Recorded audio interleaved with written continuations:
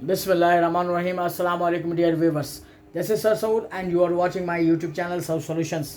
Students, आज के video lecture में हम लेके आए हैं Sindh board new book first mathematics chapter number 11 application of trigonometry review exercise number 11 page number है 334 334 क्वेश्चन नंबर 1 हम सॉल्व करेंगे एमसीक्यूज का सेलेक्ट करेक्ट आंसर्स। पहला एमसीक्यूज कह रहा है from the top of a cliff 80 metre high the angle of depression of a boat is alpha if the distance between the boot and foot of the cliff is 80 root 3 meter then angle alpha will be क्या होगा। तो इसको solve करना पड़ेगा बकायदा, इसको और से देखिएगा। आप देखें स्टूडेंट्स, हम पहले एक राइट एंगल ट्राइंगल बनाते हैं। यहाँ पर ए पॉइंट लिया, यहाँ बी पॉइंट लिया। ये क्लिफ है, इसकी हाइट दी हुई है 80 मीटर। ए के अपोजिट स्मॉल ए होगा, सी के स्मॉल सी होगा, क्योंकि ये शिप है। यहाँ इसका फासला जो है 80 रूट 3 के बराबर है। ऊपर से बनने वाला एंगल नीचे तक वो कहलाता है एंगल ऑफ डिब्रेजन, वो है अल्फ़ा। जितना अल्टरनेट एंगल बाहर बनेगा उतना अंदर बनेगा। अब यहाँ पे परपेंडिकुलर पता है और आपको बेस पता है, तो टेन अल्फ़ा इसका फॉर्मूला आएगा टेन थीटा, यानी कि tan alpha is equal to perpendicular upon base. आपने अल्फ़ा मालूम करना, टेन अल्फ़ा इसी रहा। आपने 80 रखा, डिवाइड बाई 80 रूट 3, 80 से 80 कैंसिल, 1 अपॉन रूट 3। बेटा हमें अल्फ़ा चाहिए तो टेन को उधर शिफ्ट करेंगे, tan inverse alpha is equal to tan inverse 1 upon root 30 degree होता है। 30 degree is becomes to in radian form pi by 6। B option से मैच कर रहा है, राइट। ये आपका आंसर हो गया। दूसरा एमसीक्यूज कह रहा है to solve an oblique triangle we use. Oblique triangle को यूज़ करने के लिए क्या यूज़ किया जाता है? लॉ ऑफ साइन यूज़ किया जाता है, लॉ ऑफ कोसाइन यूज़ किया जाता है, ऑप्शंस। इसके बाद सी में लॉ ऑफ टेंजेंट यूज़ किया जाता है, या डी ऑप्शन है ऑल ऑफ दीज यूज़ किया जाता है। अब सबसे पहले हम देख लेते हैं ऑब्लिक ट्राइंगल होती क्या है, इसकी डेफिनेशन पढ़ लेते हैं, क्योंकि बाज़ औक़ात ऑब्लिक ट्राइंगल की डेफिनेशन भी आपसे एमसीक्यूज में पूछा जा सकता है। अ ट्राइंगल इन विच, एक ट्राइंगल ऐसी इन विच जिसमें none of angle is 90 degree, कोई भी 90 डिग्री का एंगल नहीं होगा, then it is called oblique triangle. अब जरा और से एक डायग्राम देख लीजिएगा। यहाँ पे ए बी सी है, अल्फा बीटा गामा है, मगर कोई भी एंगल 90 डिग्री परपेंडिकुलर नहीं है, तो इसे कहा जाएगा आपके पास ये ऑब्लिक ट्राइंगल है। ऑब्लिक ट्राइंगल को में साइन लॉ भी लगता है, कोसाइन लॉ भी लगता है, टेंजेंट लॉ भी लगता है। इसका मतलब D option is the right option है, ऑल ऑफ दीज। तीसरा MCQ, a circle which touches all the sides of a triangle is called, क्या कहलाता है? इन सर्किल कहलाता है, यानी कि सर्किल अंदर है और ट्राइंगल बाहर है, मगर सर्किल तीनों साइड अंदरूनी साइड से टच कर रहा है, तो इन सर्किल कहलाएगा। ये डेफिनेशंस ही आपके पास एमसीक्यूज बन के आ रही हैं। डेफिनेशंस अगर आपको याद होंगी तो आपके एमसीक्यूज कवर अप हो जाएंगे। चौथे एमसीक्यूज की जाने बढ़ते हैं। कह रहा है इन अ ट्राइंगल एबीसी, एक ट्राइंगल एबीसी में if beta is equal to 90 degree हो जाए, then B square is equal to C square plus A square minus 2 A C cos beta becomes, तो क्या बन जाएगा? क्या वो लॉ ऑफ साइन बन जाएगा, लॉ ऑफ टेंजेंट बन जाएगा, पाइथागोरस थ्योरम बन जाएगा, नन ऑफ दीज बन जाएगा? तो बेटे इसको सॉल्व करके देखेंगे नेक्स्ट पेज पर।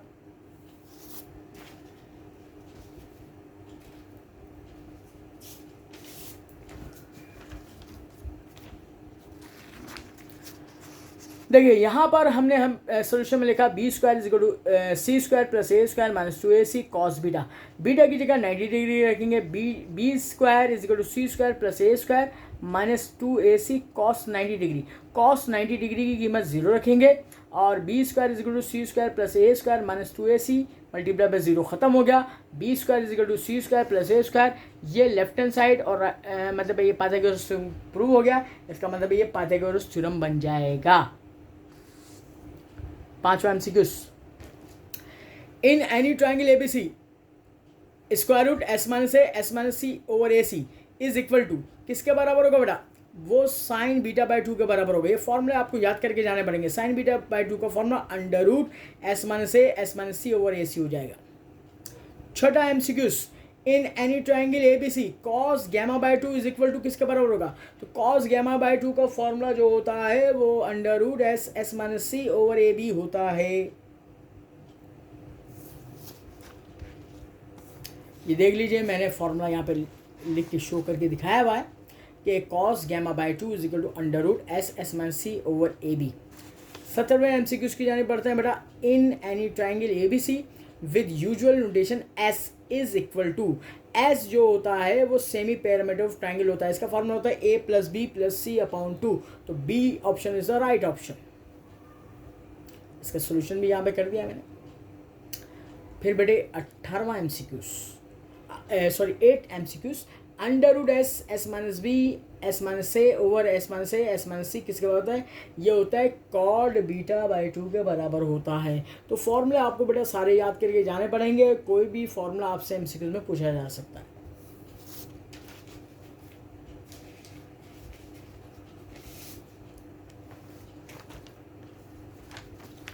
यहाँ पे देखिए बेटा, मैंने फॉर्मूला सोल्यूशन में लिख भी दिया है। कॉड बीटा बाई टू का formula under root s s minus b over s minus a s minus c होता है। 9th भी एमसीक्यू फॉर्मूले का ही है। In any triangle A B C under root S minus a s minus b over s s minus c, ये 10 gamma by two का formula होता है। सोल्यूशन में देखिए मैंने रेड मार्कर से फॉर्मूला भी शो कर दिया है। 10वां MCQ, we can solve an oblique triangle.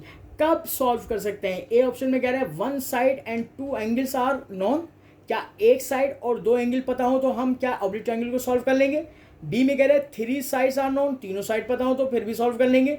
सी में कह रहा है two sides and their included angle are known, दो साइड और उसके दरमियान का एंगल अगर पता हो, ठीक है, तो इसका मतलब है हम फिर ये सॉल्व कर लेंगे या नहीं सॉल्व कर लेंगे।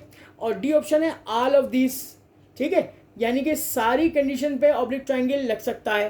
तो all of this is the right option.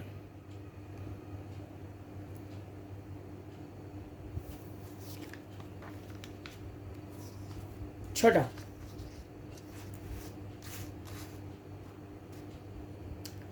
In triangle ABC in radius, in radius का फॉर्मूला क्या होता है कि small r is equal to delta over s, ठीक है।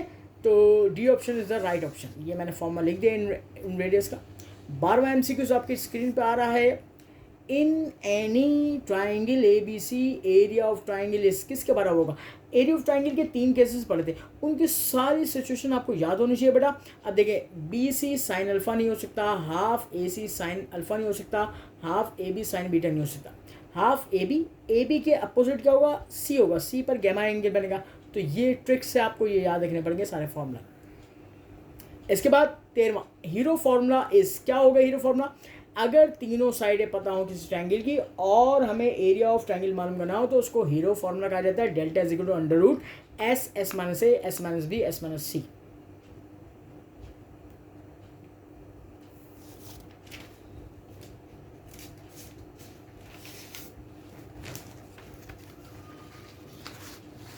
अब अगले एमसीक्यूज भी डेफिनेशन ही पूछी जा रही है।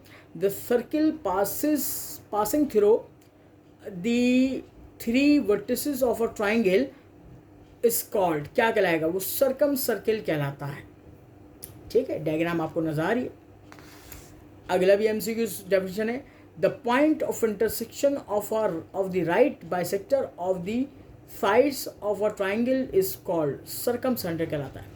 देखिए, आपने एक सर्कम सर्किल बनाया, अंदर ट्राइंगल है, तीनों पॉइंट से पास करा है।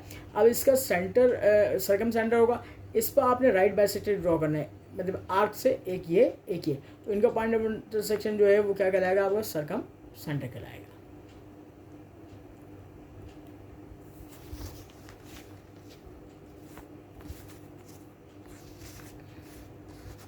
Fourteenth MCQs, radius of the circle which passes through all the vertices of triangle is called circum radius कहलाता है R। तो आपने सर्कम रेडियस ड्रॉ किया, यहाँ पे सर्कम सर्किल ड्रॉ किया, इसका जो रेडियस होता है वो कैपिटल R होता है। ये आपके पास ए ऑप्शन हो गया।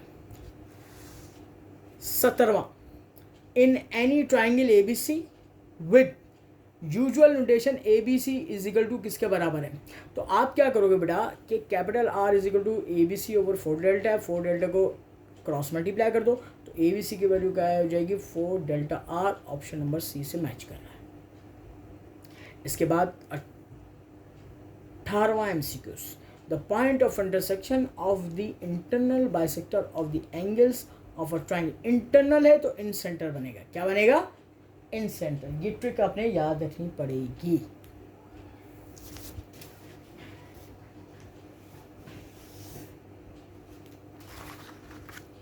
ये जैसे कि यहाँ पर ऑप्शंस भी दिए हुए सर्कम सेंटर और एक्स सेंटर, तो बस आप इस ट्रिक को याद रखिए, इंटरनल है तो इन सेंटर बनेगा।